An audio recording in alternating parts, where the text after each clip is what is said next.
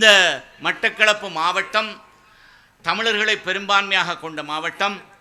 முஸ்லிம்கள் கணிசமான தொகையினராக 25%க்கு மேற்பட்டவர்களாக வாழுகின்ற ஒரு மாவட்டம்.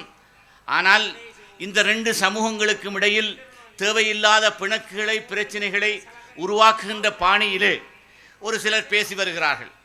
ஆனால் முஸ்லிம் காங்கிரஸ் ஒரு பக்குவப்பட்ட ஒரு இயக்கம். இந்த மண்ணில் தமிழர்களும் முஸ்லிம்களும் பிட்டும் தேங்காயும் போல் வாழ்ந்தோம், வாழ்கிறோம் என்பதை நிரூபிக்கின்ற ஒரு விஷயத்தை தான் கடந்த காலங்களிலே தமிழரசு கட்சி மேடைகளிலே நாங்கள் கேட்டிருக்கிறோம். ஆனால் அண்மை காலமாக தலைமைகள் தருதலைத்தனமாக பேசி வருகிறார்கள். அதற்காக சமூகத்தோடு நாங்கள் கோபித்துக் கொள்ள முடியாது.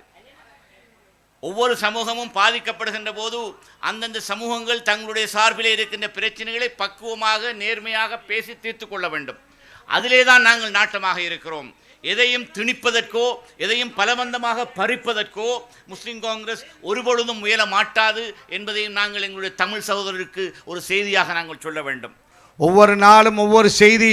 அவர் போய்விட்டார், இவர் போய்விட்டார், அவர் மாறிவிட்டார், இவர் மாறிவிட்டார் என்று ஒரு படலம் தொடர்ந்து ஊடகங்களிலே நாங்கள் பார்த்து வருகிறோம். அன்பு சகோதரர்களே, இன்றும் அவ்வாறான மோசமான ஒரு நிலை இன்று எம்பிமாருடைய தலைகளுக்கு விலை பேசப்படுகிறது. முன்னாள் எம்பிமார்களுடைய தலைகளுக்கு விலை பேசப்படுகிறது. அமைப்பாளர்களுடைய தலைகளுக்கு விலை பேசப்படுகிறது.